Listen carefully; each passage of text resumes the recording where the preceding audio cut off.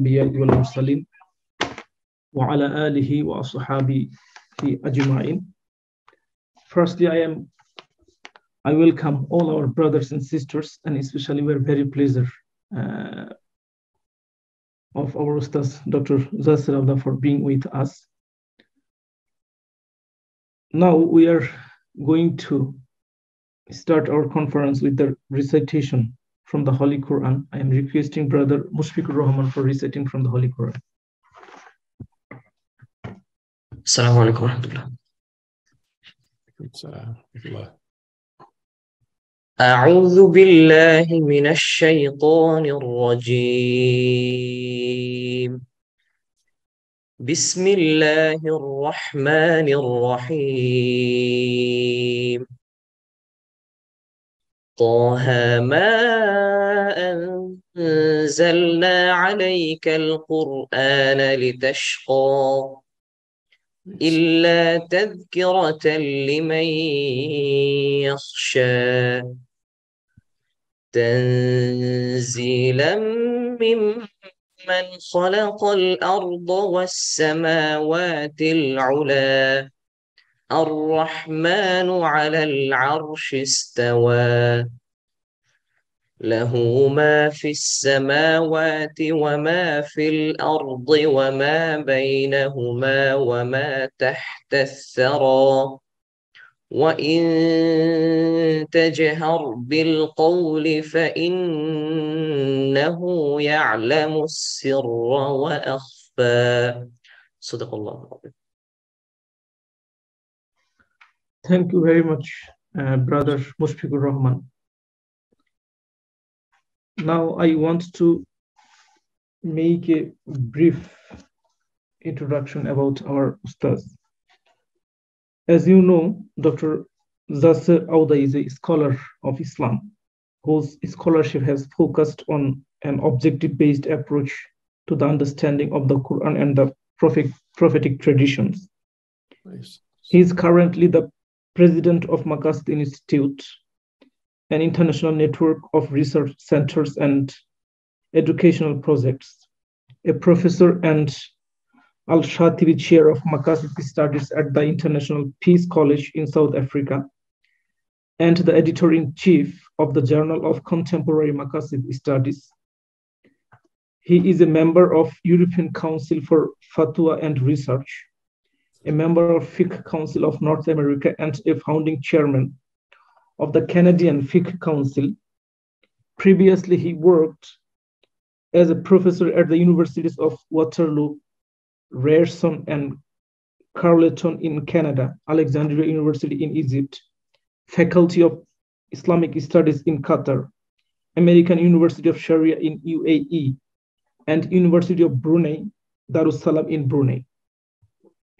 He was also a founding director of Maqasid Research Center at Al Furqan Islamic Heritage Foundation in UK, a founding deputy director of the Center of Islamic Legislations and Ethics, and a fellow of Islamic Fiqh Academy India. Early in his life, he memorized the Quran and undertook traditional studies at the study circles of Al-Azhar Mosque in Cairo, Egypt, where he learned from a number of distinguished scholars of Quran, Hadith, and Fiqh. Professor Auda has lectured on Islam in many countries across the world and has authored 25 books in Arabic and English, including the best-selling Maqasid Al-Shari'ah, a beginner's guide, which has been translated into 30 languages. Now I am requesting our Ustaz, Professor Dr. Jasser Auda, for delivering his speech on Maqasid Al-Shari'ah, the challenges facing the Muslim youth. Faddal Ustaz. الله يحفظكم. جزاكم الله خير أخي. بسم الله الرحمن الرحيم. الحمد لله رب العالمين. والصلاة والسلام على أسعد خلقه وخاتم رسله محمد صلى الله عليه وآله ورضي الله عن المهاجرين والأنصار ومن تبعهم بإحسان إلى يوم الدين. ثم أما بعد. I start by really apologizing for being late. I miscalculated the time. I'm in the region of West Canada. It's not my normal time in Toronto. And so I miscalculated the time. I was late by those 10 minutes. I apologize. May Allah subhanahu wa ta'ala forgive me, and may Allah subhanahu wa ta'ala bless all of you. Thank you very much for waiting. Jazakumullah khair for inviting me for this forum. It's always an honor to speak to the youth of the Ummah. It's always an honor to speak about the youth of the Ummah and try to share some of the experiences, some of the challenges with the youth of the Ummah. My generation is a generation that once was your ages, perhaps a few decades back, and we faced the world and we had learned lessons over the time. I believe that your generation of the 20s and 30s of today are the ones who should be leading our ummah. And what we can do is to share experiences with you and try to really tell you what we saw, perhaps some lessons from our path. We are leaving a world for you that is much more challenging than the world we had decades ago when we were your age. And therefore, you have much more challenges from my perspective than the challenges we saw. But perhaps we can give you the advice and the wisdom of what we have seen. And hopefully, hopefully we are able to benefit you with some of these wisdoms. The first challenge that any young man or woman faces who are Muslim is the challenge of this life, is the challenge of where do we go from this life to meet Allah subhanahu wa ta'ala, is the challenge of ibtila. Allah subhanahu wa ta'ala said, الَّذِي خَلَقَ الْمَوْتَ وَالْحَيَاةَ لِيَبْلُوَكُمْ أَيُّكُمْ أَحْسَنُ عَمَلًا. And therefore, your biggest challenge is how to face Allah subhanahu wa ta'ala in a good way, and how to spend your life serving this deen so that you pass in the test of the ibtila. And this challenge, if you're talking about Maqasid Al-Shari'ah or the higher objectives, and I will talk about that, you really need those in order to pass your challenge. Because without the maqasid of the Sharia, the maqasid of Islam, and I will speak about that, you will not be able to understand Islam well, and therefore you are not going to be able to serve Islam well, and perhaps live with your deen, live with an upright and a good life with taqwa and a clean life. What are the maqasid? Maqasad yaqsidu is to actually have a purpose or objective, an end. I am sure in every language that Islam has influenced, there is the word maqsid or maqsad. This is not just Arabic. I'm sure you have it in Bengali and Urdu and other languages of Asia. And maqsad is your intent and what you're trying to achieve and so forth. The maqsad of Allah subhanahu wa ta'ala, or the maqasid of Allah subhanahu wa ta'ala, are things that we know. Why? Because He told us about them, subhanahu wa ta'ala. He told us that He has a maqsad. And the maqsad, for example, of fasting. يا أيها الذين آمنوا كتب عليكم الصيام كما كتب على الذين من قبلكم لعلكم تتقون. Fasting is prescribed to you, prescribed before you, so that is a maqsad, so that you can achieve taqwa. So when you fast, the maqsad is to achieve taqwa. And taqwa what is the maqsad of taqwa? Allah subhanahu wa ta'ala said, وَاتَّقُوا اللَّهَ لَعَلَّكُمْ تَشْكُرُونَ. So you have taqwa so that you have shukr. You thank Allah. The maqsad of taqwa is to thank Allah. And when you thank Allah subhanahu wa ta'ala, you do ibadah. The worship of Allah subhanahu wa ta'ala. That is the maqsad. And that is the higher maqsad, the worship of Allah subhanahu wa ta'ala. Now, what is the purpose of your life? Is to worship Allah. And how do you worship Allah? Is to pass in the test. لِيَبْلُوَكُمْ أَيُّكُمْ أَحْسَنُ عَمَلًا, so that He tests you, who has the best action and the best deed. And how do I do best? How do I pass the test? I pass the test by achieving the maqsad. So the maqsad is actually the criteria by which I achieve my success. So for example, Allah subhanahu wa ta'ala talked about marriage, and I see, mashallah, young men and women here, and we encourage our sons and daughters to get married and get married early. Allah subhanahu wa ta'ala said, من آياته أن خلق لكم من أنفسكم أزواجا لتسكنوا إليها. Allah subhanahu wa ta'ala, one of His signs, that He created mates or spouses for you, أزواج, couples. لتسكنوا إليها. Lam, this lam is called lam al-ta'lil, or the lam of the reason. That's a maqsad. لتسكنوا, so you find tranquility in them. So men find tranquility in women, women find tranquility in men when they get married. وَجَعَلَ بَيْنَكُمْ مَوَدَّةً وَرَحْمَةً, and He made between you love and mercy. And therefore, the maqsad of the marriage, yes, of course, there is a law of the marriage and the mutual agreement and the witnesses and the mahr and so on. But the maqsad of that, why people get married? Tranquility. And you can measure the success of the marriage by measuring whether there is tranquility and love and mercy or not. If there is tranquility, then the marriage is successful and it is achieving its maqsad. And when there is love and mercy, but if there is no love and mercy and there is no tranquility, then the marriage failed to achieve its maqsad. Allah subhanahu wa ta'ala talked about al-hajj. الحج أشهر معلومات فمن فرض فيهن الحج فلا رفث ولا فسوق ولا جدال في الحج وما تفعلوا من خير يعلمه الله.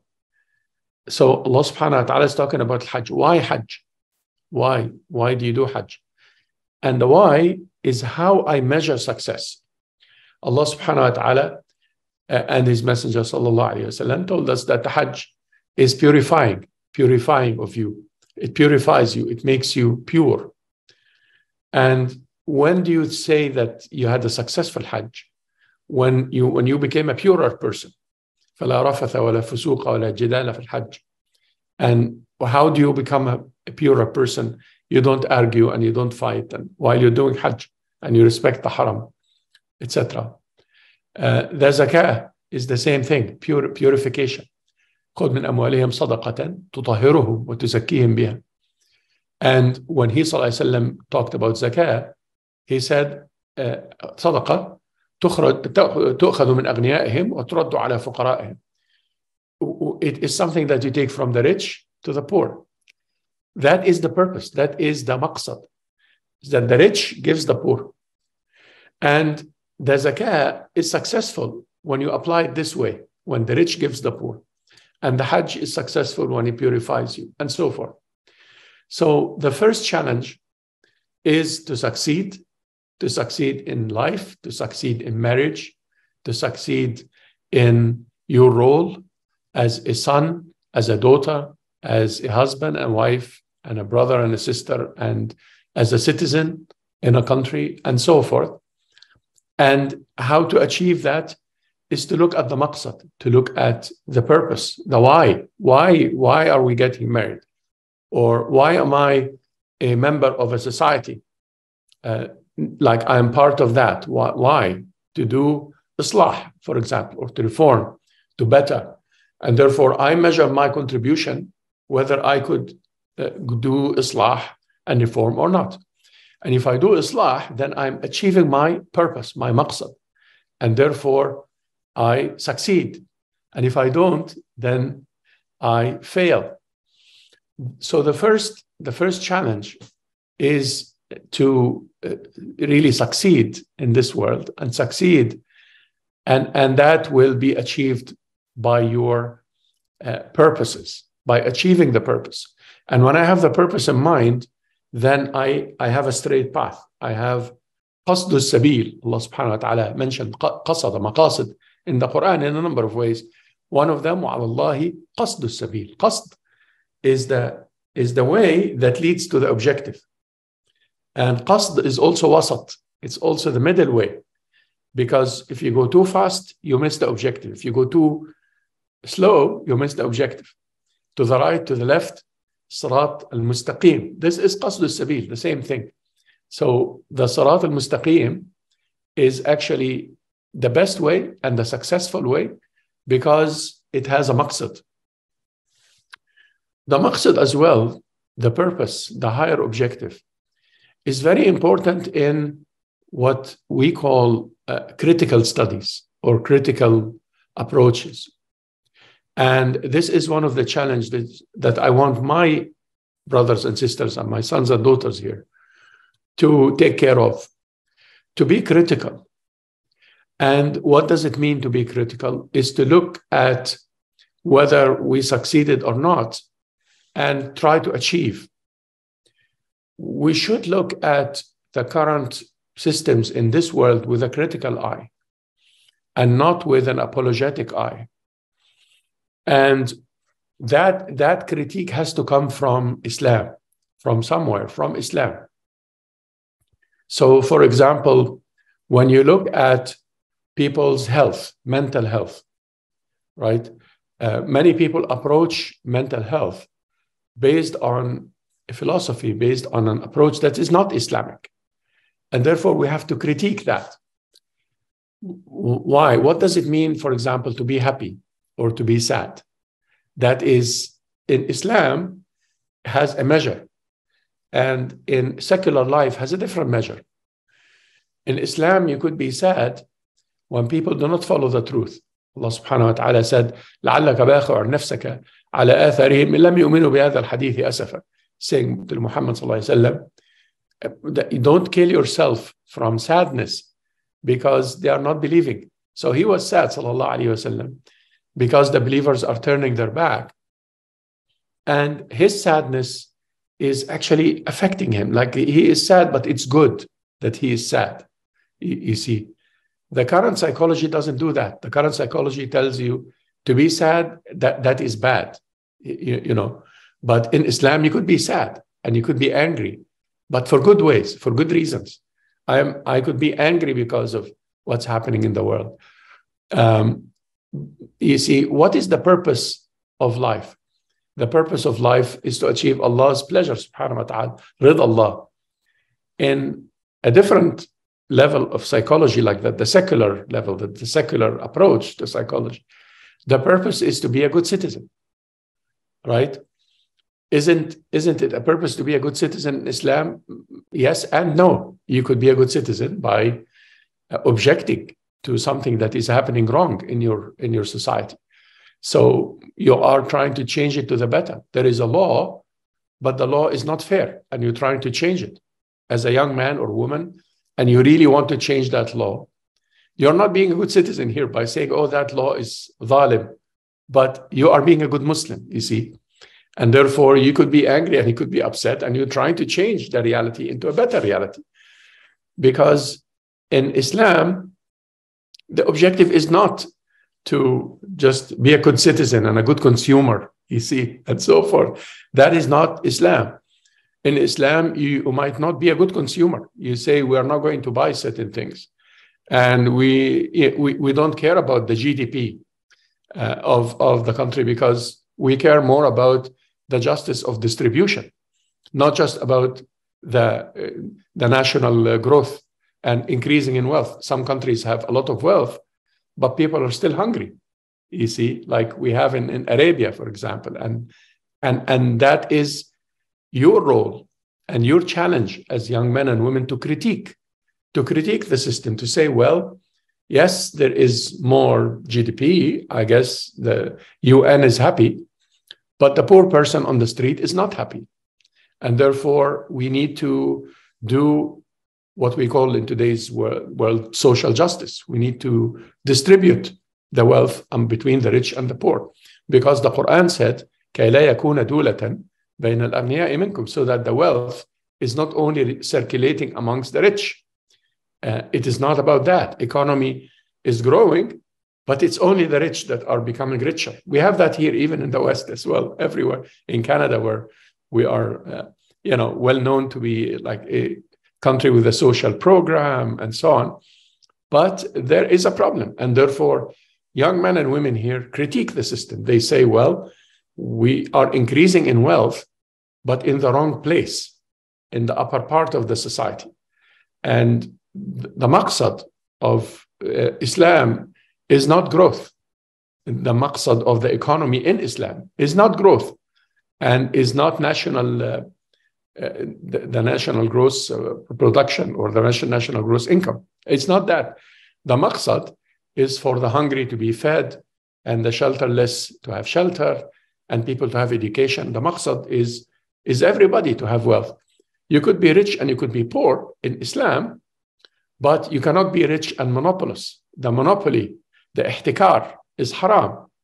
And therefore, we should critique the system. We should critique what is happening and say we need to bring down the ihtikar so that the wealth goes down to the poor too. And you could be poor in Islam, but you cannot be hungry. That is not Islamic. And you cannot have basic needs. You cannot be someone who doesn't find food or shelter. Or if you're a young man or woman, you're supposed to find marriage and you're supposed to find education. That is basic in Islam. And Umar ibn Abdul Aziz, as you know, when he was a Khalifa, he took the money of the zakah and he said, anybody who wants to get married, let them get married. And therefore, we should critique sometimes the economic system if it is not Islamic. And how do you measure? By the maqsad of the system, by the higher purpose. And critique yourself that I achieved this or that according to the achievement of the maqsad. One of your challenges as well as young men and women is whether you should be looking to the future or looking to the past. And the maqasid thinking, the way of looking at the maqsad is a future-based thinking, is not a backward thinking. Why is it important to look to the front and not to the back? Because we want you to serve the ummah. We want you to carry the burden of this ummah. And if you always look to the back, you are not going to be able to serve the ummah. And the maqsad, or the maqsad, by definition, is forward-looking. If I say that I would like to achieve my objective is 1, 2, 3, 4. I'm actually doing what we call in English planning. You're planning because you want to achieve certain things. And the maqsad will give you this future orientation. We sometimes are imprisoned in the orientation towards history, not towards the future. And the Quran and the Sunnah of Muhammad sallallahu alaihi wasallam is not history. The Quran and Sunnah are above history. I'm talking about history as in the previous generations and who did what, and the states that ruled the Muslim world and so forth, and the fiqh that was developed in the Muslim world over the centuries. But there is a difference between fiqh and the history of fiqh. And fiqh is not equal to the history of fiqh. I study the history of fiqh. I study what they said in the madahib. But I'm studying the past so that I deal with the present. I deal with now. Fiqh now is not to copy from a book from the past. Fiqh now is to learn from the past, but then apply here, apply now, today. And if I think that knowledge is by studying the past and copying the past, then I am failing in my challenge as a Muslim youth, which is to create the future. And to create the future is to look at the reality and understand the challenges, as I'm saying, based on the maqsad, based on whether the current status quo achieves the reality, the current status quo achieves the maqsad. And the difference between now and the maqsad is my plan towards more justice, towards more reform, towards more worship of Allah subhanahu wa ta'ala to start with. And therefore, the maqsad thinking is a critical thinking, is a future-oriented thinking, and is also a comprehensive thinking. Because sometimes we are partialistic. We think about the ibadat and not the mu'amalat. And then when we think about ibadat, we think about salah and hajj, and we don't think about zakah as much. But zakah is also a pillar of Islam. And you cannot be a Muslim if you don't believe in zakah as much as you believe in salah and hajj. And then you cannot be a Muslim if you don't believe in mu'amalat as much as you believe in ibadat. And therefore, we think about Islam sometimes in a, let's say, in a secular way. We do the ibadat, we do the worship. But the public, that is mu'amalat. We don't think about that. But Islam is a comprehensive way of life. Islam makes murder and qatl and zina, Allah forbid, and khamr haram. And Islam also makes riba haram.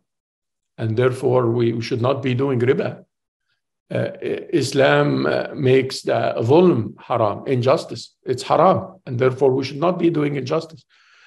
And therefore, we have to look comprehensively. And when you look at a maqsad, by definition, you are being comprehensive.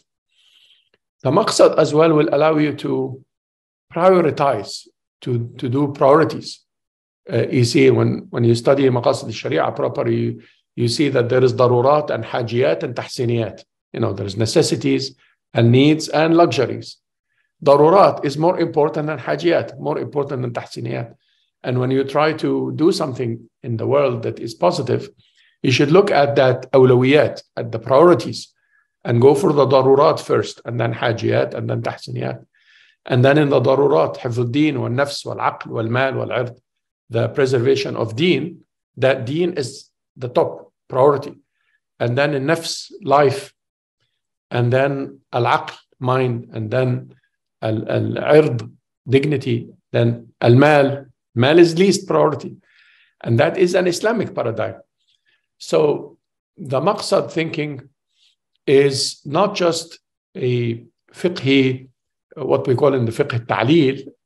It's not just about understanding the illah or about the hikmah of some of the rules in Islam, the ahkam in Islam. The maqsad is a way of thinking, my brothers and sisters. And it's a future-oriented way of thinking and comprehensive way of thinking and critical way of thinking. And it is very important for our youth, young men and women, to really look at the maqasid this way and learn about the maqasid of Islam and take the maqasid of Islam as the lead for the work you do. And it's very important that you take the lead in the leadership of this ummah and for your ideas to see the reality.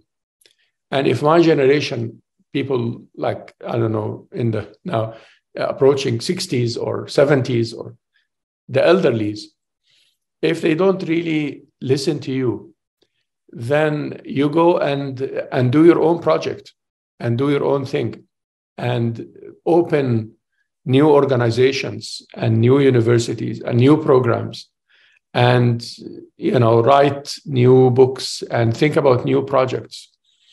You are not young in the balance and the scale of Islam. The Sahaba were younger than all of you. I see many of the faces here, mashallah.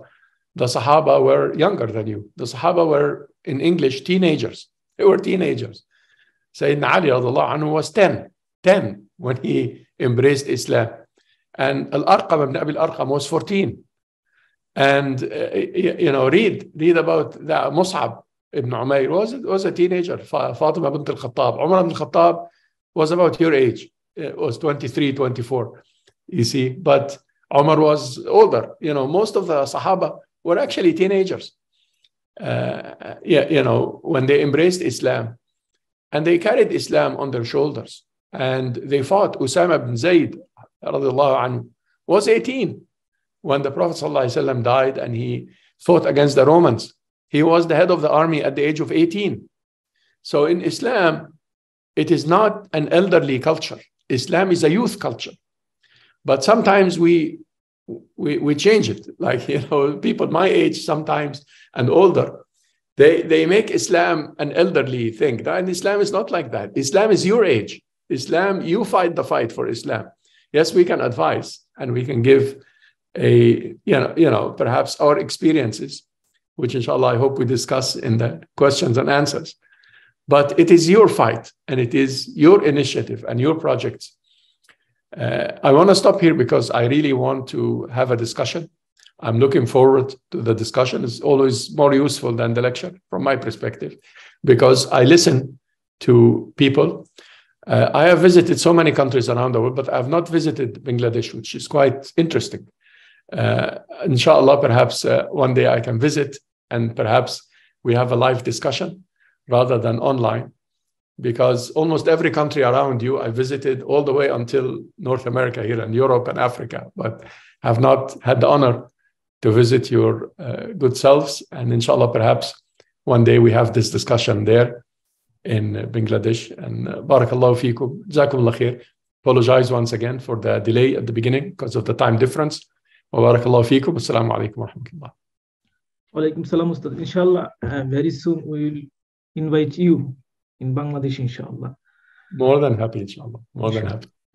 So now we are going to question and answer session, because Ustad, as mentioned, he wants to make a discussion. So I am asking our brothers to ask questions. If you have any questions, to create a discussion on it. MashaAllah, MashaAllah.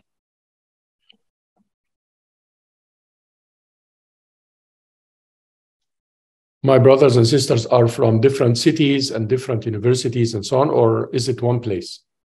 From different cities and from different universities, almost all over the Bangladesh.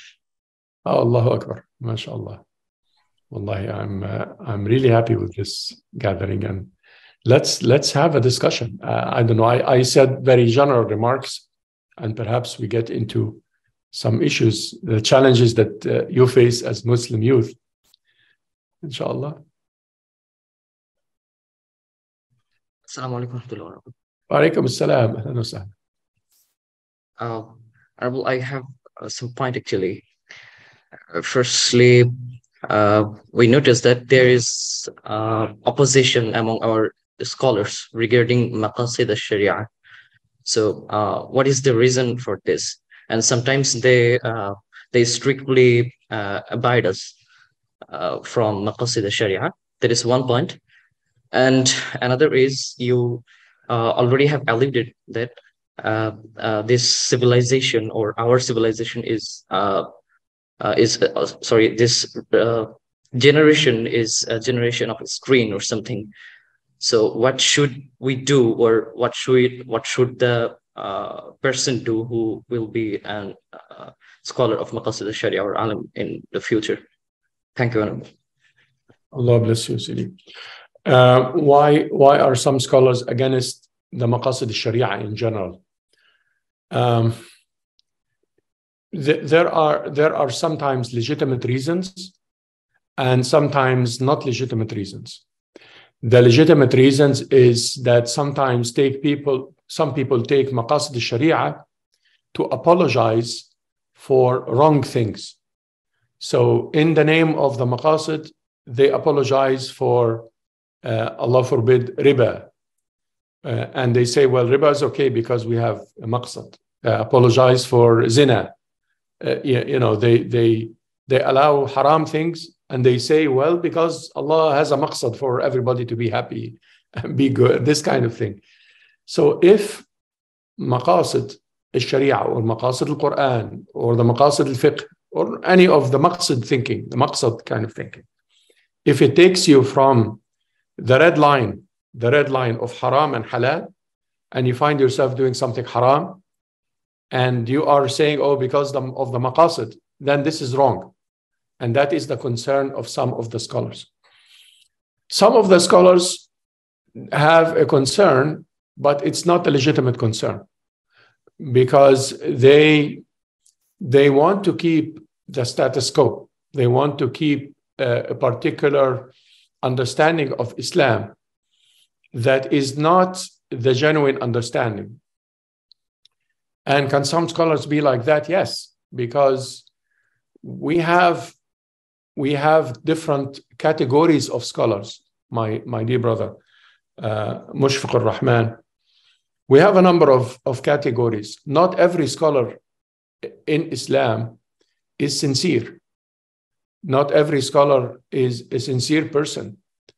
There are scholars who are simply not sincere. They're working for their dunya.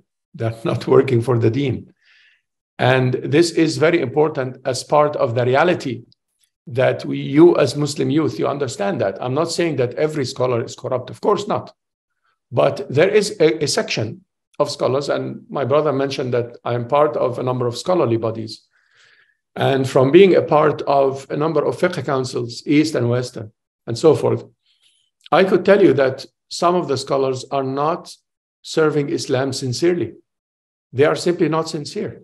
They work for particular interests, political interests or commercial interests, and therefore they are weary of change. They don't want change. They don't want a positive change in the ummah. And therefore they are against the idea of maqasid because they don't want justice. You see, I had a discussion once with one of the names in the Arab world, a very famous scholar, without mentioning names, about Maqasid Al-Shari'ah.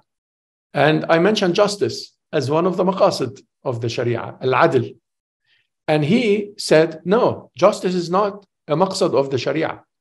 Maqasid al-Sharia are al-darurat, al-hajiyat, al-tahsiniyat, and darurat hifz al-din wal-nafs wal-aql. I said, yes, that's correct, but justice, al-adl, al-qist, liyaqum al-nasu bil-qist, that is a maqsad in Islam. He said, no, this is not the maqasid. And you're opening a door for bid'ah and so forth, without mentioning names. That scholar is not working for Islam. He is working for his business or whatever it is. And therefore, some people who are considered scholars are not sincere. And I know that this is a harsh statement to make, but I'm sure every true scholar of Islam would agree with me that some scholars are not really serving Islam. So when you tell them about the maqasid, you are not saying that zina is all right or murder or riba. You're not saying that. You're saying that justice is what you should work for and so forth. They say no. And sometimes a category of our scholars as well, just to also answer the question full, some scholars are secular. They come from a secular worldview, you see. See, colonization, when we were colonized as a Muslim ummah, our societies were colonized. Everybody from, I don't know, back in the Dutch and Portuguese, and then the French and the English and the Russians and the Japanese, and, you know, everybody who, Italians, they colonized the Muslim world. They made sure that we start to think about Islam in a secular way. What does it mean? Is to differentiate between the deen and the dunya. That is secularism, is that Islam is only a deen in the ibadah sense. But what is for Caesar is for Caesar. That is not just Christianity. That is, you know, secularism. And sometimes some scholars, I'm saying, are sincere, but they're not educated enough in Islam to know that Islam is a comprehensive way of life. Islam is not just about the ibadat and what they call the deen. Deen is in the economy. The economy is part of the deen, and the architecture is part of the deen. The urban planning and engineering is part of the deen, you see. And what are you going to design? And medicine is part of the deen. Psychology is part of the deen. You see, they don't think like that in terms of the deen. Deen for them is Islamic studies, fiqh, you see. And fiqh is part of the deen, obviously, of course. But sometimes some of the scholars are not educated enough.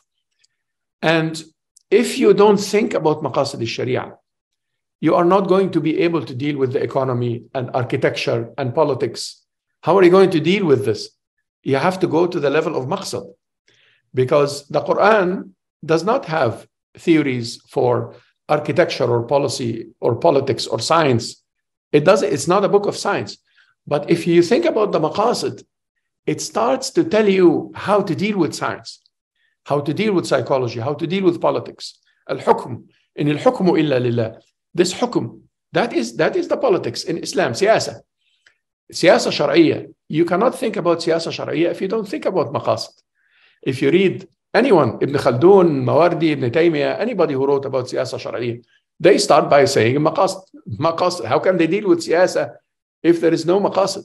You see, how can they deal with economics and society if there is no maqasid?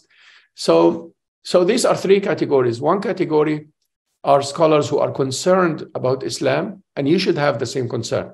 The maqasid should not be a hila, a way of doing something haram. The second group of scholars are scholars who are not sincere in serving Islam.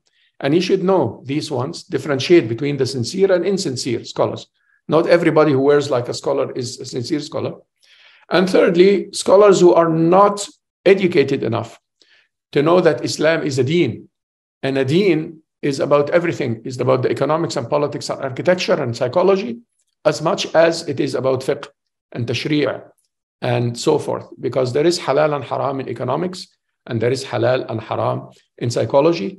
It's a deen for everything. So some of them are not educated. So that is the problem that you are talking about. And what do you do as a young man? Your second question. And my advice for my brothers and sisters, read the Quran. Read the Quran. If you want the best book of Sirah, it is the Quran. And then Ibn Hisham, and you look for Muhammad ibn Ishaq and so forth, and Urwa. But the Quran is the best book of Sirah.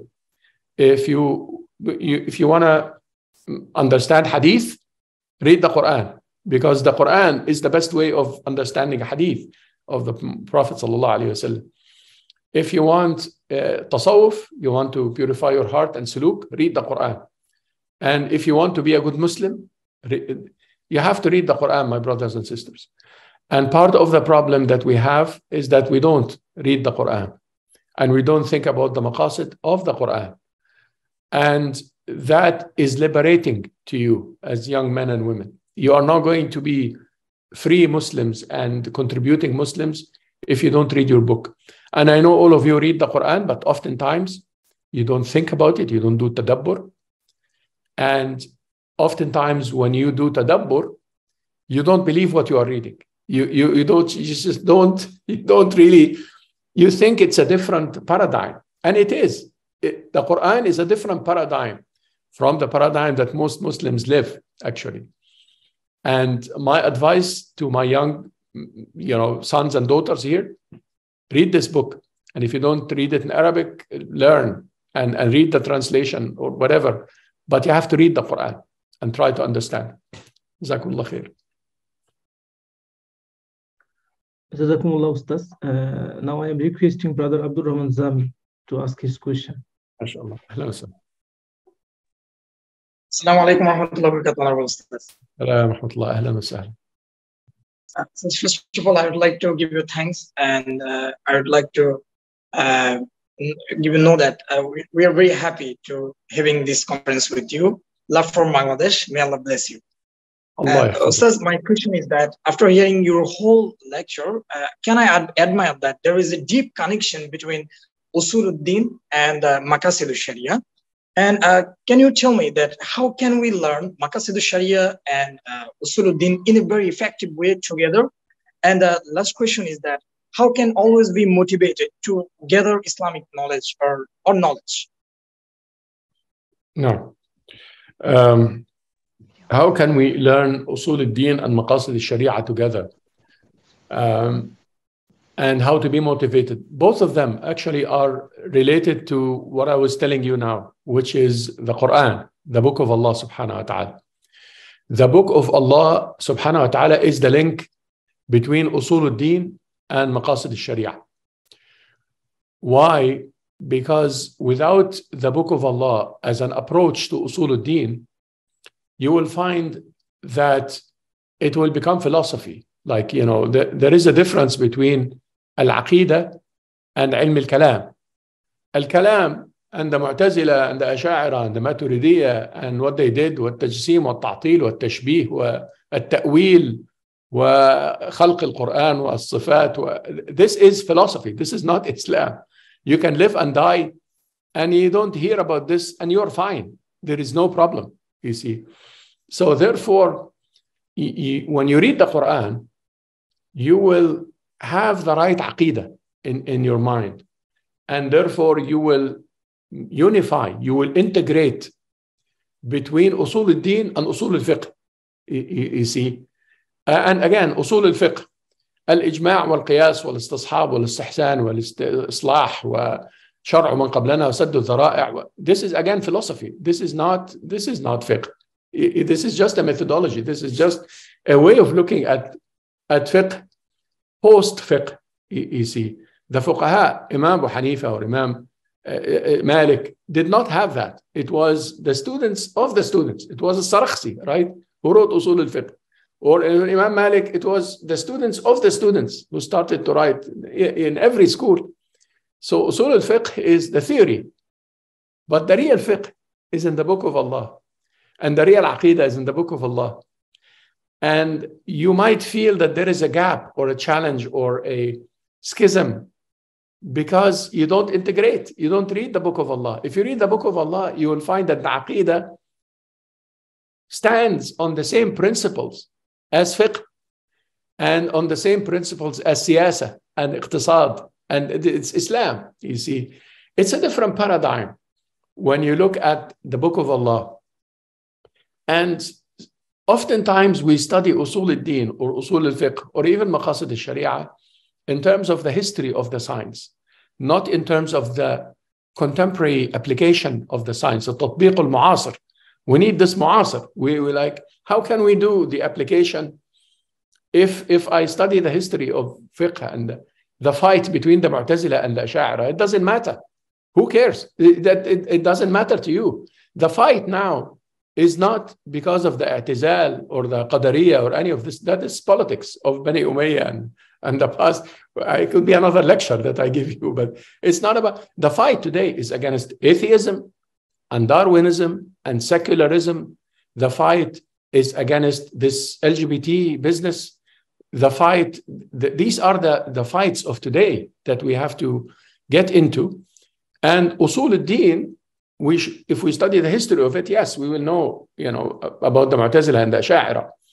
But to study usul al-din so that you can answer an atheist or answer a Orientalist, mustashriq, somebody who's attacking Islam and accusing Muhammad of things and accusing. In order to do that, you have to go back to the source of Islam, which is the book of Allah. How to remain motivated? Subhanallah. Do ibadah. To remain motivated, my brother and sister, is to have a connection between you and Allah subhanahu wa ta'ala. And to have this connection is to stand and pray, to do qiyamul layl, to fast, to do dhikr, to have a good heart. And if I have a good heart, I will be motivated. If my heart is clean, you see. But sometimes we deal with Islam and we forget the heart part of Islam. We forget the ibadat, the sha'air of Islam. And if you feel that you're not motivated about something, Allah subhanahu wa ta'ala has another way of doing things. وَالَّذِينَ جَاهَدُوا فِينَا لَنَهْدِيَنَّهُمْ سُبُلَنَا. There is more than one sabil, more than one way towards Allah subhanahu wa ta'ala. So one of the sabil, like you don't feel motivated to pray, maybe you can fast Of course, pray the 5 times, but then fast. You don't feel motivated to fast, you give charity, you give sadaqah. You see, part of what you could do also is tanawwu' al-ibadat. The diversity in ibadat will make you motivated, inshallah. And if you're not motivated, you need to cry. You need to cry seriously. You need to, ask Allah to guide you. Because if you're not motivated to serve Islam, there is something wrong about your heart, man. And therefore, you just ask Allah to open your heart and open the doors of working for His deen. Islam needs all of you, my brothers and sisters. Islam is in a very tough position in the world today. And Islam needs every young man and woman who are Muslim. I see, mashallah, I could see from the screen that we have a group of excellent brothers and sisters. And if you don't feel that you want to serve Islam in any way, then you are in trouble. You need to cry and you go back to the mihrab and do salah and ask Allah to guide you, inshallah. Ask Allah subhanahu wa ta'ala this for all of us, inshallah. Thank you, Ustaz. Now I am requesting Sister Nusrat Jahan Pandi to ask her question.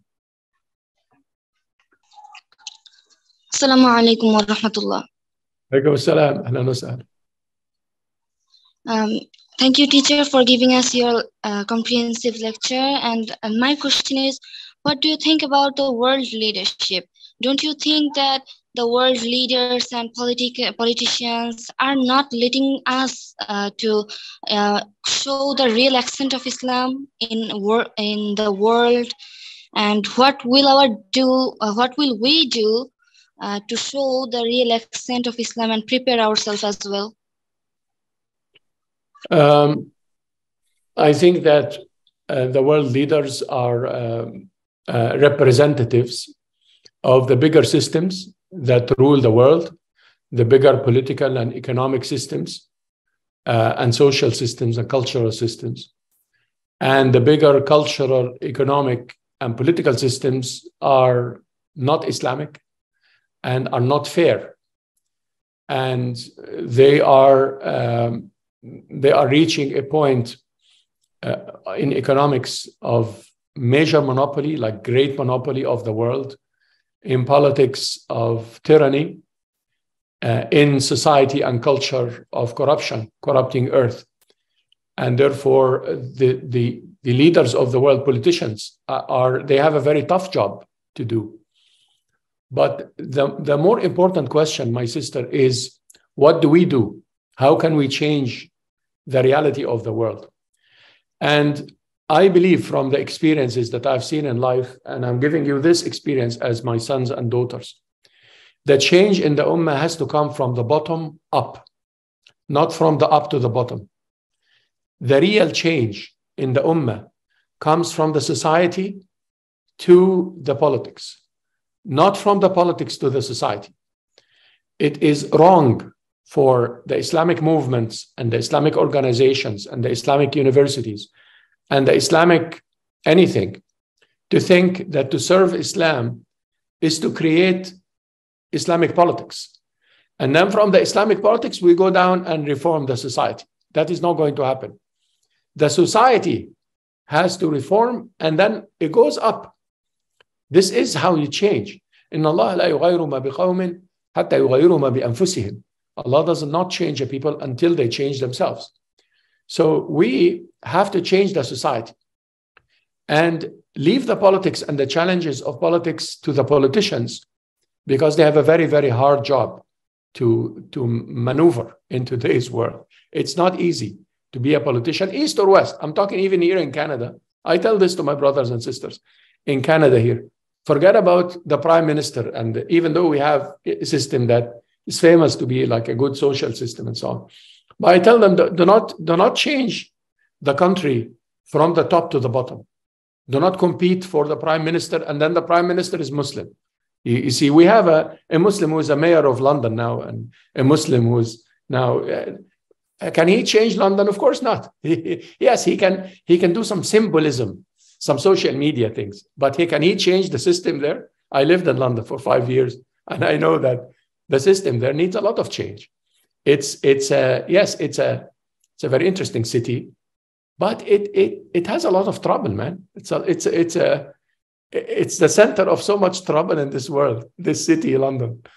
And then how can we change it from the bottom up, not from the up down? How do you change from the bottom? Education, Islamic organizations that work with the society. We have to educate Muslims. And when Muslims are educated, they will change the reality and the economy will change. You will have less riba in the economy. But to go up and say, well, no, we are not going to do dollar anymore, and we are going to go back to gold and silver, and we are not going to deal with the UN or the World Bank. No, you cannot do that. And no politician will do that. They cannot. They will die tomorrow if they do that. And therefore, it's not fair for us as Muslims to think about change top down. Top down does not change. Islam changes bottom up. Muhammad sallallahu alayhi wasallam in Mecca changed bottom up. He started by da'wah, right? He did not go to the tent of Quraysh and make a political coup and remove Abu Sufyan and put Abu Bakr. He didn't do that, because this is not how he can change Mecca. It is not about killing Abu Sufyan or Abu Lahab or Abu Jahl and then put Abu Bakr and Umar in the leadership. Nothing will change. Mecca is not going to change this way. But Mecca will change if you work on da'wah one by one, and then Mecca becomes not possible. You go to Medina and then change Medina and make a treaty with the Jews of Medina, and then do da'wah, and then send letters to the kings of the world. And then, إِنَّا فَتَحْنَا لَكَ فَتْحًا مُبِينًا. But إِنَّا فَتَحْنَا لَكَ فَتْحًا مُبِينًا cannot be from year one in Mecca. Islam does not go like that, you see. So to my sister, I say that you should work on the bottom up. And yes, the situation in terms of politics and leadership and so on is a very seriously wrong situation. But this is not how we can change it, realistically speaking and Islamically speaking. And let us focus on the bottom part of the ummah, the ummah. Islam is about the ummah. And the Muslim ummah, whether there is a dawla or not, dawla as in state, whether you live in a state that is Muslim or not Muslim, you have a responsibility towards the ummah. So work with the ummah of Islam. That's my answer for this. Okay, Ustaz, thank you for your answer. Now I'm requesting Qazi Salma bint Solim to ask her question. Assalamu alaikum, Ustaz. Alaikum assalam wa rahmatullah. Ahlan wa sahlan. First of all, we would like to thank you, and hopefully we will have a chance to have your live classes very soon, inshallah. Inshallah. Allah I have 2 questions. First is, nowadays many people talk different things about the origin and development of Maqasid Al-Shari'ah, which is confusing us. Can you please tell us about its origin and development, please? And also, how can we relate this to the current postmodernism era? And the second question is there any example in the history of women being Maqasid experts? A common theme in our subcontinent is that women are not allowed to study the broad field of knowledge of Islam, as a result of which women are used to practicing ritualistic Islam. If there are such example of this case, it would be an inspiration for us too. And also, please tell us what should we do to achieve this goal? Thank you, Ustaz. What we should do to what? Sorry? Achieve this goal, to be a Maqasid expert. From okay. Women perspective. Oh, okay. From women perspective. Okay. Well, in terms of Maqasid Al-Shari'ah, and it's becoming confusing to you, educate yourself, my brothers and sisters. When you have higher education, you are going to start to see the importance of Maqasid Al-Shari'ah and the Maqasid movement in general in the reform of fiqh and the reform of haraka, the movement, the Islamic movement, the political movement, the economic, and the reform of the Islamic financing, and the reform of everything that is Islamic. So educate yourself, first of all, about the Quran. Really have foundation in the Book of Allah, and educate yourself about the scholars of Maqasid who wrote about that. Sometimes, like, people are accused of things, and you are the generation of the internet. Like, you know, anything that is more than one page, you don't read, you know, and that is not right. You have to learn to read. Read. I can send you, inshallah, with our Ustad Burhanuddin. I can send Ustad Burhanuddin books that I wrote and read and see if I am a secular guy or not. You see, they tell you, okay, no, don't listen to him. He's Maqasid, this secular, he's the bid'ah, the Shia, Mu'tazila, anything, whatever. Like, it's just people could say what they have to say. But when you read what I write, you will see whether I come from the Islamic scholarship or not. And I have seen that. I have seen that in my own life.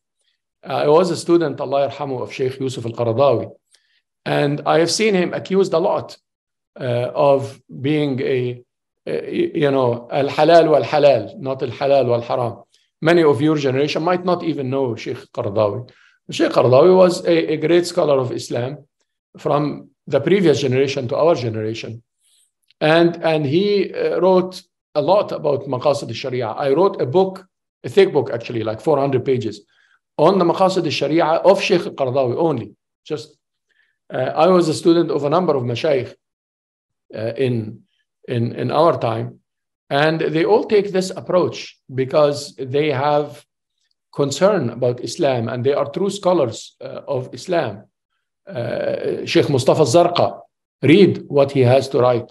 You know, Sheikh Taha Jabir Al-Alwani, read the scholars of today.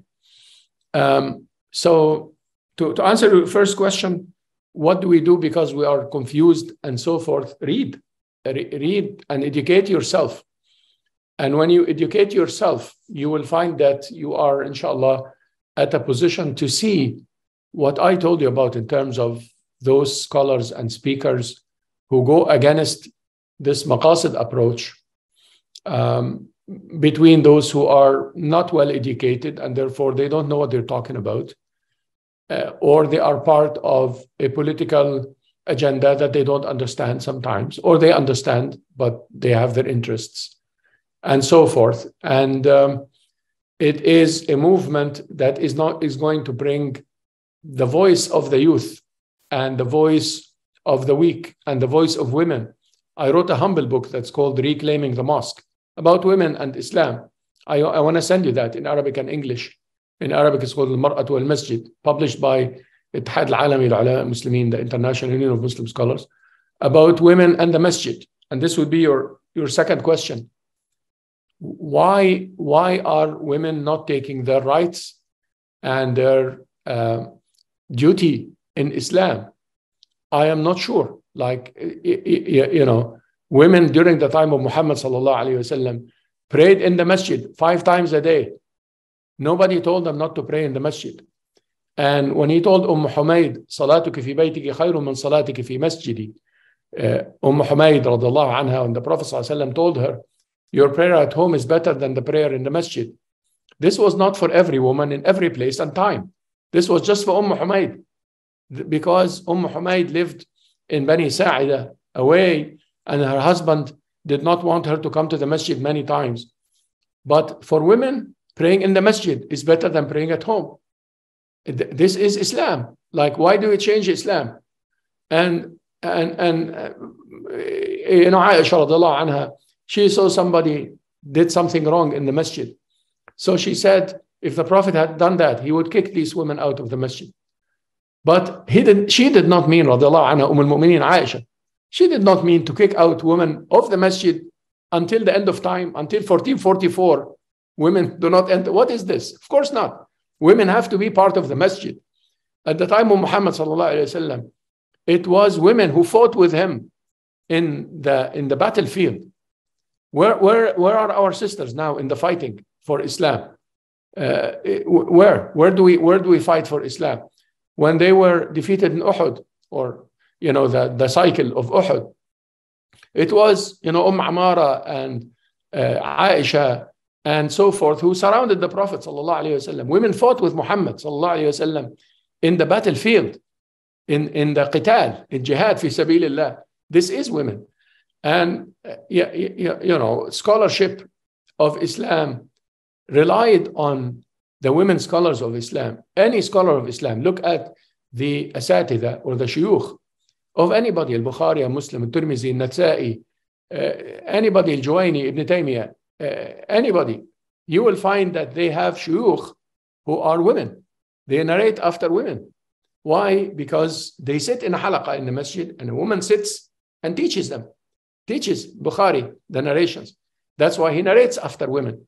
What does it mean that he said, حدثتنا, أخبرتنا? That is a woman. That is a sheikh, an ustadha for him, for Bukhari, and Muslim, and Nasa'i, and Tirmidhi, and Shafi'i, and everybody, like Abu Hanifa.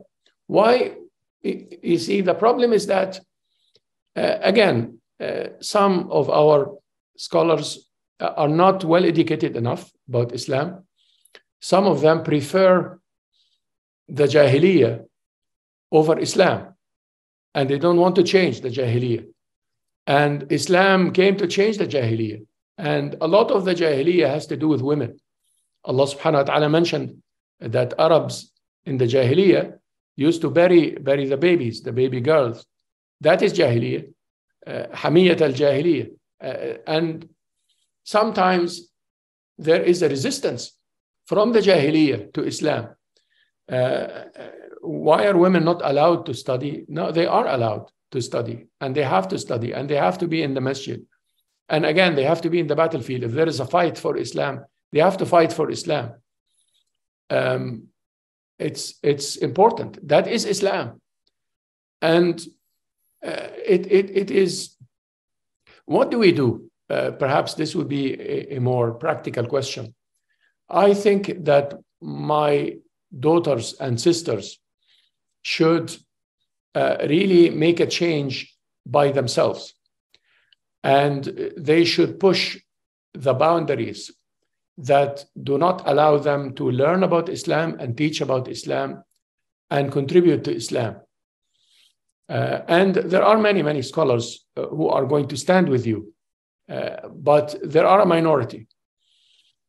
And it is important that you try to push, make your own organizations, make your own initiatives. Alhamdulillah, the internet is an open space. You can do a lot with the internet and the communications. And do not listen to these views that make women in Islam like the women of the children of Israel. A lot of these are Israeliyat, by the way, to get into a serious topic. Al-Israeliyat impacted a lot of the narrations of hadith that has to do with women. Look at, for example, Hadith Ibn Mas'ud, radiallahu anhu. And it was not Ibn Mas'ud who said that. I believe it was a lie. But anyway, it's called Hadith Ibn Mas'ud. About أخروهن من حيث أخرهن Allah. Put them in the back because Allah put them in the back.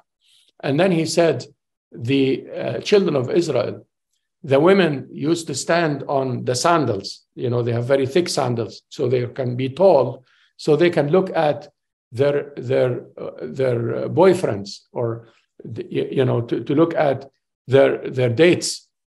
And Allah subhanahu wa ta'ala, فَضُرِبَ عَلَيْهِنَّ الْحَيْض. They were punished by their menses, right? And they were sent to the back of the masjid.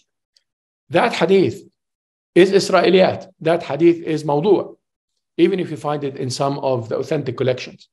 Why? Because the menses, the period, al-hayd, is not a punishment in Islam. This is from the Catholic Bible. This is not Islam. Islam, Aisha radiallahu anha, when she had that, the Prophet ﷺ told her ذاك شيء كتبه الله على بنات آدم. This is something that Allah subhanahu wa ta'ala destined for the daughters of Adam. So the daughters of Adam have their period. Why? Because that's a cycle of life. That's how they get pregnant and have children. That's how they build a life as mothers and grandmothers. Why? Because they have this. That's the nature that Allah created, subhanahu wa ta'ala. It's not a punishment. Period is a punishment in the Bible. In the Catholic Bible particularly, there is a section that they took away from the King James. Anyway, in the Catholic Bible, this is a punishment. And in the Talmud, obviously, of course. And that is Israeliyat. And when you read that لولا حواء ما خانت امرأة زوجها الدهر, without Eve, Hawa, betraying her husband, no woman would have betrayed her husband. You see that hadith? It's in some of the Sahih collections. Is it Sahih? Of course not. Of course not. That is from the Bible. That is, Hawa and the serpent, and the snake, and they told her, and she gave him the apple. This is the Bible. It's not the Quran. The Quran says, وَعَصَى آدَمُ رَبَّهُ فَغَوَى فَوَسْوَسَ إِلَيْهِ الشَّيْطَانِ قَالَ يَا آدَمُ. The shaitan gave waswasa to Adam, not to Hawa. Right? But, and Hawa followed Adam. And then they made the mistake and they repented. You see, so my point is that we have Israeliyat sometimes in some of the authentic collections, some of the Sihah, in Kutub al-Sitta. There are some Israeliyat that found its way, and there is no way to serve Islam without taking these Israeliyat out from the story of Adam and Hawa. يا أيها الناس اتقوا ربكم الذي خلقكم من نفس واحدة وخلق منها زوجها. We have a hadith that Hawa was created from the rib of Adam, and he woke up and he told her, who are you? This is the Bible. This is the Bible and the Talmud and so forth. There's nothing to do with Islam. And if you read in today's scholarship, Sheikh Al-Albani, for example, he made these hadith Israeliyat, and Shu'aib al-Arnaut, and the scholars of today, the scholars of Muhaddithin, they said, no, that's Israeliyat. Al-mar'atu kad-dila'. Women are like a rib. They did not create from the rib. No. This is not. This hadith Israeliyat. The hadith that al-mar'atu kad-dila'. She is like your rib. So be careful with her. She is like your, like a bone in your chest. The Prophet ﷺ, this is sahih. So my point is that there are hadith in the Sahih that are problematic, that the scholars of Islam, that's why I'm asking you to read and educate yourself, that the scholars of Islam answered, including even scholars of the likes of Albani and Arnaut, and they said, no, these are Israeliyat. And the Israeliyat have impacted the way we deal with women in Islam, and that have a major impact on the Islamic revival and the Islamic movement and the Islamic education, because we have allowed other cultures to invade the Islamic culture from the Israeliyat. I have a book I can send. Inshallah, I'll send my brother, Ustad Burhan. I'll send him a few books. I have a book on women and Islam, and I wrote about some of these and gave some references. Jazakumullah khair.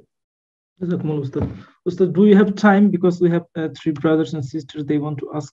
I totally have time. I have time for you. I have nothing to do. It's up to you. Whenever you ask me to go, I go, inshallah. Thank you, Ustad. So, Brother Hisham Al-Numan, you can ask your question. Inshallah.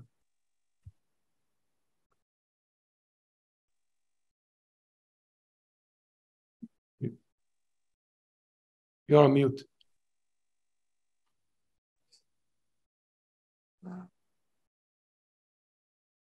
No, yeah. So maybe you have problem. You can solve your problem.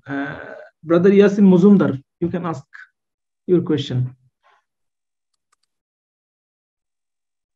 Assalamu alaikum. Alaikum assalam wa rahmatullah. Ahlan. So my question is, what is the relation between ilm usul al-fiqh and ilm Maqasid Al-Shari'ah as methodologies to understand Quran and Sunnah? Or what's the differences between these two disciplines? Jamil.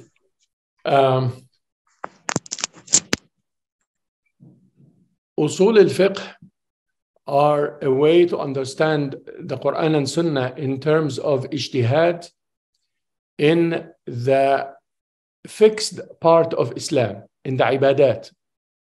So if you would like to make ijtihad about a new issue of zakah, a new question about siyam, fasting, something has to do with Hajj and Umrah in today's time, about the fixed part of Islam. The fixed part of Islam, what is called ibadat in general, or ta'abbudiyat, or sha'air. That fixed part is where usul al-fiqh apply. The variable part of Islam, usul al-fiqh does not apply. What is the variable part? I talked about Islamic politics, Islamic psychology, Islamic economics, Islamic architecture, Islam and philosophy, and atheism and Darwinism and so on, Islam and the environment and earth and resources. Usul al-fiqh doesn't apply here. Usul al-fiqh is a legal instrument. You see, I teach law and Islamic law. So when I teach Islamic law, of course, you have to teach qiyas and you have to teach istislah. You look at the maslaha, you look at, right? That is in the tashri'. So differentiate between the tashri' of Islam and the deen of Islam. The deen is a much, much bigger circle. The tashri' is one part of the circle, small part. So if you are going to do ijtihad for fatwa about halal and haram, about the fixed part of Islam, you will need usul al-fiqh and you have to be educated in usul al-fiqh. But if you are going to deal with Islam in the reality of life, you have to go to Maqasid Al-Shari'ah. And not just Maqasid Al-Shari'ah, Maqasid of the Quran in general. So Maqasid Al-Shari'ah as in ضرورات وحاجات وتحسينيات وحفظ الدين والنفس والعقل والمال والعرض والحاجة إذا عمت نزلت منزلة الضرورة على شاطبي and على جويني and Ibn Ashur and sure. But plus Maqasid Al-Quran, because Maqasid Al-Quran will allow you to deal with psychology. Psychology, you cannot critique Freud based on usul al-fiqh. That's not enough. You cannot critique this madman unless you come from the values of Islam, the values. Because the values and the qiyam and the maqasid and the concepts, the mafahim, will make you critique Freudism and Darwinism and Durkheimism. Otherwise, you will find yourself, when you talk about usul al-fiqh, you are going to apologize for the system. You see, that's a problem, for example, with al-tamwil al-Islami or the Islamic finance. The Islamic finance is part of the capitalist economy. Islamic finance is a capitalist tool. It's not a different tool from capitalism.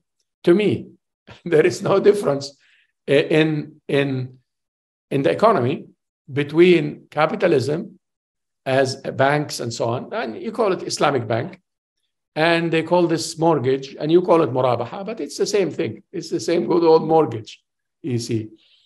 How do you change the economy? Is to go to the maqasid of Islam and then look at the definition of money and the definition of bay'. وَأَحَلَّ اللَّهُ الْبَيْعَ وَحَرَّمَ الرِّبَى. This is a big deal. What is bay'? The bay' is to, I give you something and you give me the cost. The cost is not a piece of paper. Piece of paper is not value in Islam. That is riba. Once you print a dollar, you're doing riba, right? So that level of critique of the economy and the politics and how we should serve Islam in today's time, Maqasid Al-Shari'ah are essential for that. Otherwise, usul al-fiqh will keep you in the box of tashri', of legislation. And Islam is much wider than tashri'. Islam is much wider than the issues of ibadat or sha'air, or what you eat and what you drink. And sure, this is fiqh and you can do usul fiqh here. but you cannot do usul al-fiqh for the other sciences and the dealing with phenomena. When you talk about poverty, for example, as a major phenomena in today's world, you cannot really deal with poverty through usul al-fiqh. It's not enough. And the fatwas about zakah is not enough to deal with poverty unless you deal with the social science of it. And unless, as you say in ilm, you deal with poverty as a phenomena, as a dhahira. And see, how did Islam deal with poverty? It's not just zakah, it's zakah and it's awqaf, and it's how to deal with the commercial system. And riba. Riba is not just interest. Riba is much bigger than interest. And how to deal with poverty is a big question that usul al-fiqh cannot answer you. So it's just a general answer for you for now. The Quran and Sunnah, it depends on how you read them. Sometimes you read the Quran and the Sunnah of Muhammad sallallahu alayhi wasallam with an eye of a muqallid, of an imitator. You are just copying from the past. And I mentioned in my lecture that this is not enough to serve Islam today. Or you read the Quran and Sunnah looking at the future, looking at the reality. How can I change the reality to be compatible with the Quran and Sunnah of Muhammad sallallahu alayhi wasallam?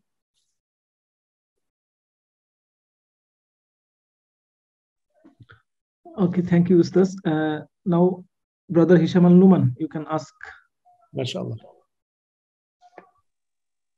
Assalamu alaikum wa rahmatullah. Brother Muhtaram, we are very honored and blessed to having you amid us, especially when we have face-to-face conversation through this international conference. Now, we are experiencing various Dini methods or doctrines to reconquest Islamic rulings or values.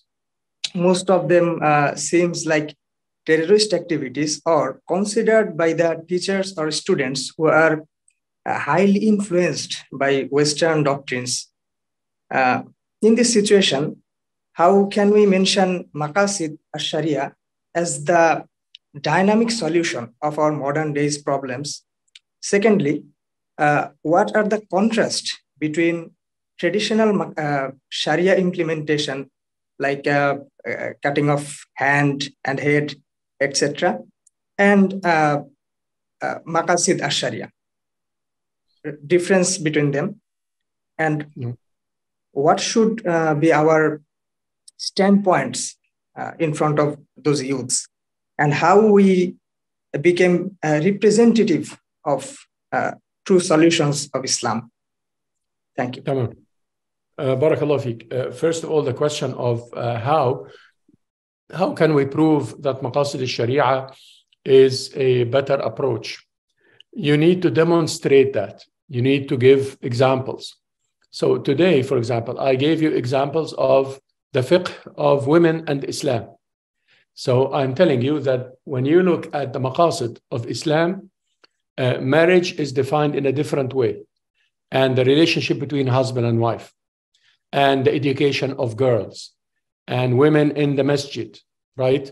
And women in the battlefield, if they can fight for Islam, and women in the area of leadership and teaching about Islam, and tahdith about hadith, and so forth. So I am taking a maqasid approach and then demonstrating to the society and to you that if you take a maqasid approach, the fiqh al-mar'a, fiqh al-nisa, you will have a better Muslim woman, a Muslim woman who prays in the masjid, who teaches about Islam, who learns about Islam, who fights if Islam needs fighters. This is demonstrating that. So I want you to take this, for example, in the area of economics I talked about today. And you say that if we take a maqasid approach, then it's not going to be the good old capitalist bank system. This is not what we mean by Islamic approach to economics. The Islamic approach to economics is going to be based on, let's say, awqaf, one of the major tools in Islam. And we should develop the awqaf, or the endowments, the foundations. We should develop that and show people that the awqaf is a more sustainable and more productive system of economy. The markets were awqaf in the Islamic civilization. Why? Because you did not need credit to be part of the market, as we have in capitalist economy.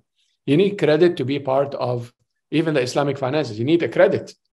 You need to be rich and to have damanat or guarantors. In Islam, we don't have that. In Islam, the awqaf built the market. The market was awqaf. And then people go to the market if they don't have a job and they trade in the market.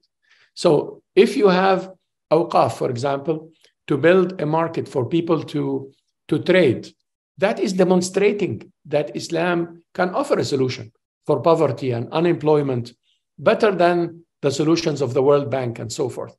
You take the Maqasid, our brothers and sisters in Maqasid Institute in Indonesia, they have something called the Green Waqf. It's a waqf that they're building for the sake of the environment and environmental issues and so forth, and pollution and health. And people are donating to the Green Waqf. That is demonstrating that the Maqasid approach is a useful approach. So you build a waqf for the environment or for the poor or for the disabled or for the education of the young children who are poor or are sick. Take Islam to the society. And that is how you can prove that Maqasid is the right approach. Because the traditional, what you call the tradition or the taqleed, is not going to take Islam to the society. Is just going to give you fatwa, and that is fine. You ask me about fatwa, give you a fatwa. But I cannot give you the solutions for the society until you go and build institutions and build systems of alleviating poverty and dealing with lack of education and employment and pollution, and solve the problems of the society in the name of Islam. Don't leave the problems of the society to the secular people. Unfortunately, in many of our Muslim societies, it's only the secular people who are calling for education of women and the pollution in the environment. Only the secular people who take care of animals. Why don't we take care of animals as Muslims and the animal rights and the human rights before the animal rights and so forth? We have to, you see. Your second question is about what is called in the Sharia al-hudud or in fiqh. Al-hudud. And al-hudud is a big topic. Al-hudud to me are not the only punishment for crimes. Al-hudud are the maximum punishment for crimes and not the usual punishment for crimes. I do not believe that somebody who steals should have his hand or her hand cut unless this is the maximum punishment. وَالسَّارِقُ وَالسَّارِقَةُ. وَالسَّارِق means somebody who always does sariqah. Somebody who corrupts earth, not somebody who steals a loaf of bread or steals a wallet. That's not sariq. That is somebody who's just trying to eat or drink or buy a car. Or that is not. And therefore, I believe that the hudud are the maximum punishments and not the minimum punishments.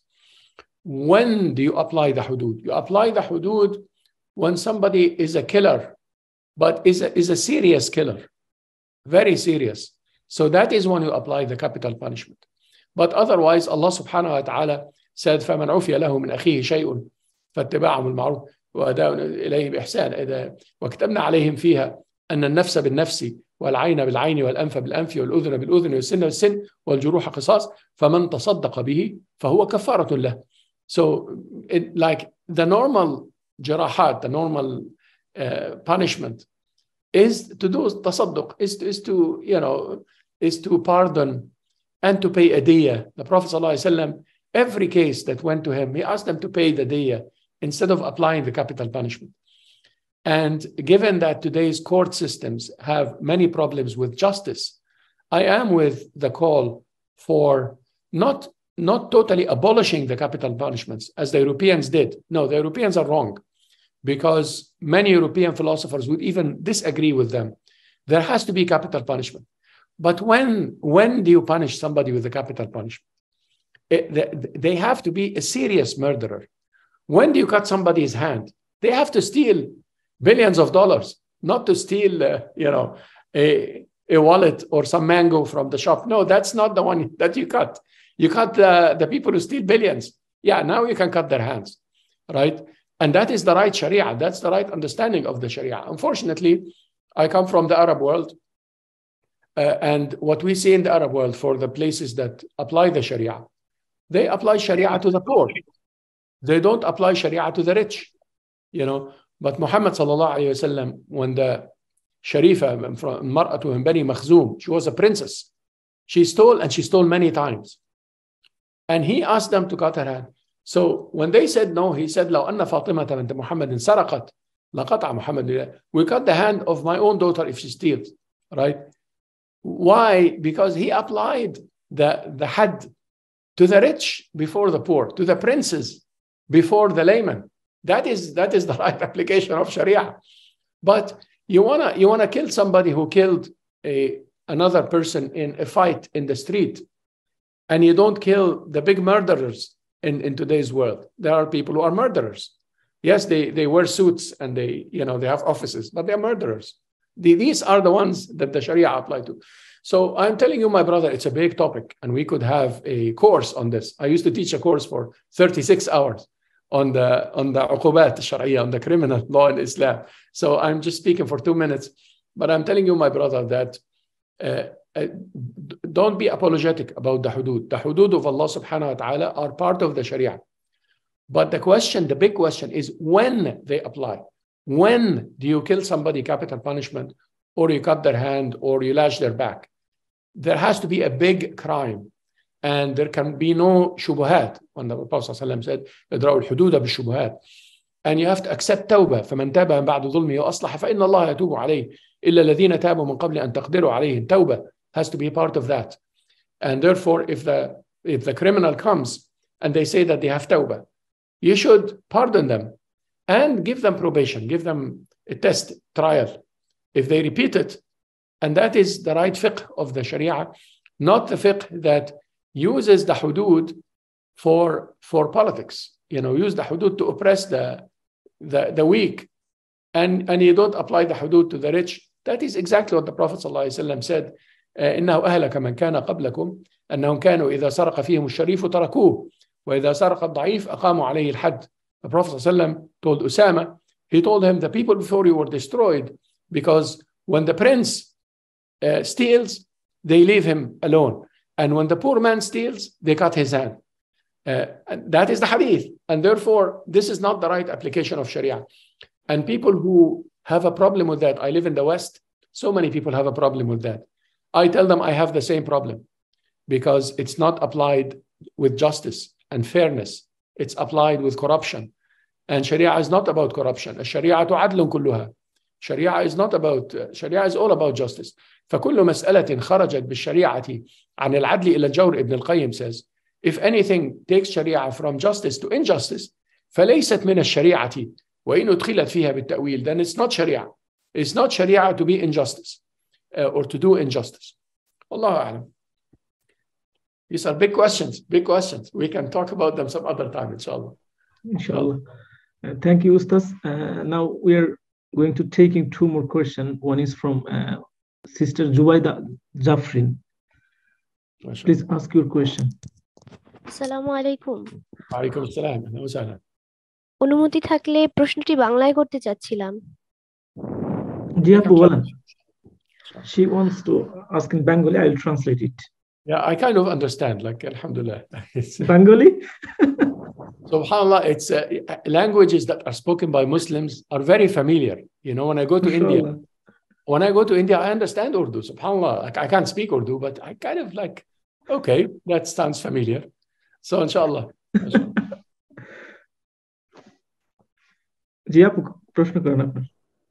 উস্তাদ, আজকের আলোচনাটি আমার বুঝার ক্ষেত্রে ভুল হতে পারে, তবে আমি যা বুঝেছি ইলমুল কালাম কিংবা সাদ্দুজ জারাই এগুলো ফিলোসফির অন্তর্ভুক্ত। তাই আমার প্রশ্নটি হলো, ফিলোসফি এবং ইসলামের সম্পর্ককে কিভাবে বুঝতে পারবো? Translate so I can have all the picture, but I think my sister is asking about ilmul kalam and how can we approach philosophy of kalam today. Yes. How to approach it today is to read from the scholars who dealt with kalam today, like the Sheikh of our Mashayikh, Sheikh, for example, Muhammad Abu Zahra, dealt with some issues of kalam, and you feel that he is dealing with the philosophy of today. Like, first of all, read Kitab al-Tawheed of Sheikh Muhammad Abdu. Sheikh Muhammad Abdu is the ustad of many mashayikh of Islam, and he wrote a book on Tawheed. In his book on Tawheed, he, in my reading, updated al-kalam, updated the old kalam. But for the new kalam, what are the questions that we need to answer? What is kalam? You see, what is kalam? Kalam is to answer a shubha, attack on Islam. Somebody is attacking Islam in the past and thinking something wrong about the Quran, about Muhammad sallallahu alaihi wasallam, about the angels, about the creation of Allah, the existence of Allah. Al-kalam is to answer that. Today, the problems are not the problems of the past.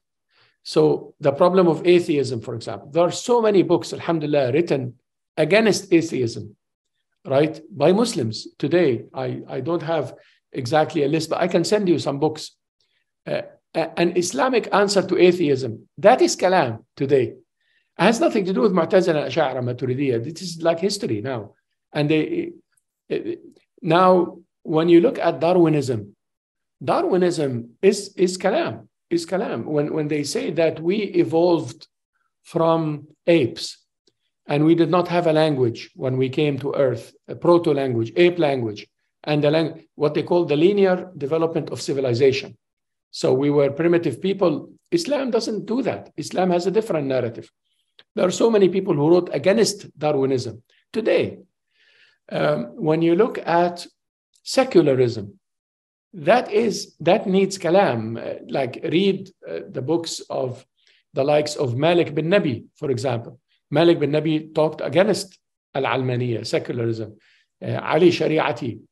Read what the scholars, Tahir ibn Ashur. Read what the scholars wrote against al-almaniyya, or secularism, or laicite. That is kalam for today. So when you ask about resources, search the internet for answers for the contemporary questions, not the questions from the past.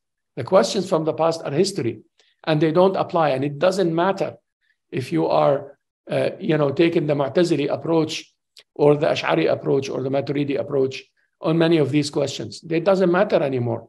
In the past, it used to be shubuhat, used to be problems, but today it's not a shubha anymore. Did I answer the question, or are there parts that I missed?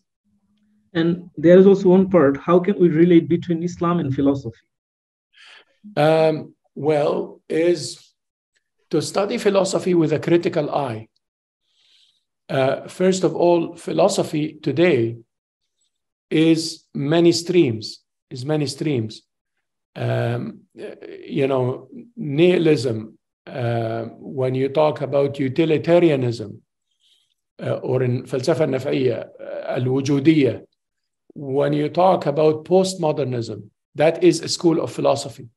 Today, when people take a Kantiest approach or a Hegelian approach, you have to understand these people. Who wrote about this? For example, Sheikh Muhammad Abdullah Draz. Sheikh Muhammad Abdullah Draz, he wrote a PhD in the Sorbonne on morality. It's called Morality in the Quran. Sheikh Muhammad Abdullah Draz dealt with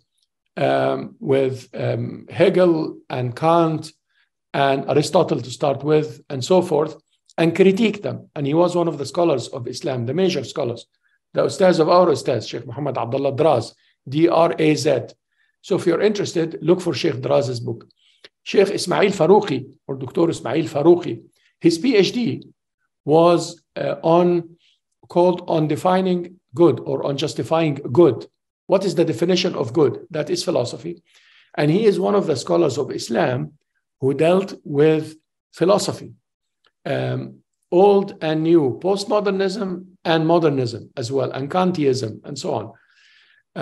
Read about the philosophers of Islam who dealt with parts of the questions, like our Ustaz Sheikh Muhammad Amara or Imara from Egypt. He actually dealt with a lot of these in his books. Again, Malik bin Nabi, as I mentioned, and so forth. So basically, to study philosophy today, but to understand them in order to critique them. I critique my own books, systems philosophy. Systems, I studied this kind of philosophy here in Canada. And it is a philosophy. Some people are believers, some people are atheists when they deal with systems philosophy. And I replied in one of my books called Maqasid Al-Shari'ah, a systems approach. I replied to some of the arguments of the systems philosophy about the creation of Allah subhanahu wa ta'ala and Darwinism and so on in some of my books. And I can send a copy of this book if you're interested. I want to leave my email, actually. If you're interested, I can send you, inshallah, copies of these things. So when you deal with philosophy today, you need to look at people who dealt with the critique of philosophy. I put it on the chat here, maqasid.org. And please email me if you need resources about what I wrote, inshallah. Barakallahu feekum. Thank you, Ustaz. So do you have any question? So I think every question has been... Okay, Brother Saim Mohammed, you can ask.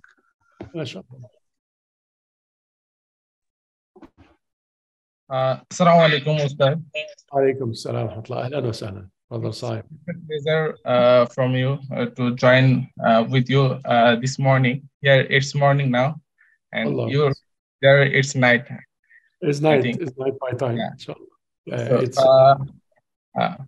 as we know, Maqasid means understanding the intention of the Allah subhanahu wa ta'ala. Yes. And from here, there are two things emerge. First one, we can solve our existing problems with the secular systems with Maqasid. And this is the popular approach in our current world. And the second thing what we can do is to make a new society with the light of Maqasid. So what we should follow, which approach we should follow, because to save our faith is easier than to establish a new society. Yeah. We should work in parallel lines. I believe in working in parallel lines because not everything could be achieved through the Islamic work. Some of the rights have to be achieved through work on development, environmental work, the international agreements on women's rights. Some of these tools are useful and we can be selective. We can select what is useful for us. And some of them are, they have governments that signed and stand behind them. And therefore, whatever brings rights and brings a betterment and alleviates poverty, we should support. In parallel, we should work also for an Islamic paradigm that is free from riba and free from the secular definitions of democracy and so on, and human rights, and free from non-Islamic influences, and work on the purity of the Islamic culture and the Islamic education. So I think we should work in parallel lines. Some people are not capable of creating Islamic companies, but they can work in a bank or they can work in an institution, the financial institutions, and they can create wealth that will help Muslims. Therefore, we should do that. Some people cannot establish Islamic government, but they can work in the current government in order to better the world. This is a parallel line to the work of the people who work in parallel governance and parallel economics and parallel social work. You see, I think we should be a bit more complex when it comes to dealing with the reality, and we should work in parallel lines. The line of being part of the system, but trying to change. Because we cannot really change the system if we are not part of it. That is one dynamic. Like, for example, here in Canada, when I'm asked by my brothers and sisters if they can work in a bank, I tell them, yes, work in the bank.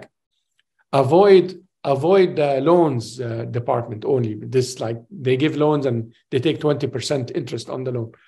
But does it mean that the 3% interest is not riba? It is riba. But the whole system is riba anyway. The printing of the dollar is riba. So I tell them, no, work in the bank because we need Muslims in the bank. Join the Liberal Party. We have a party, a Liberal Party, a Conservative Party.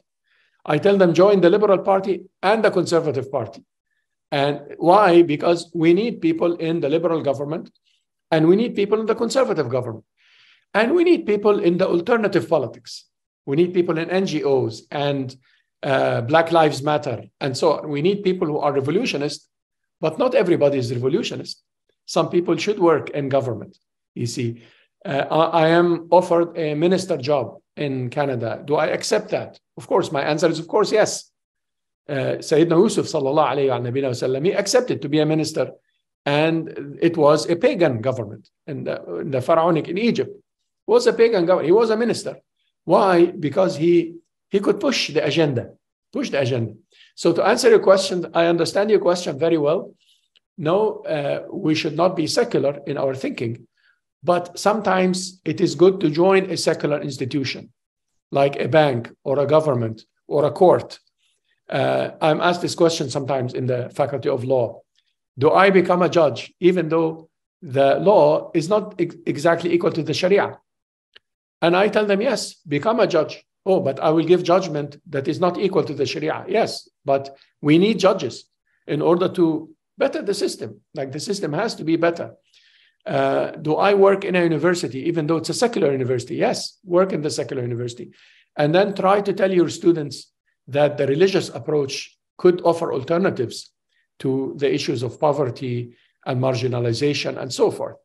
You see, so my answer to you, my brother, and this is a very good question to, inshallah, finish our discussion with, is to work in parallel lines.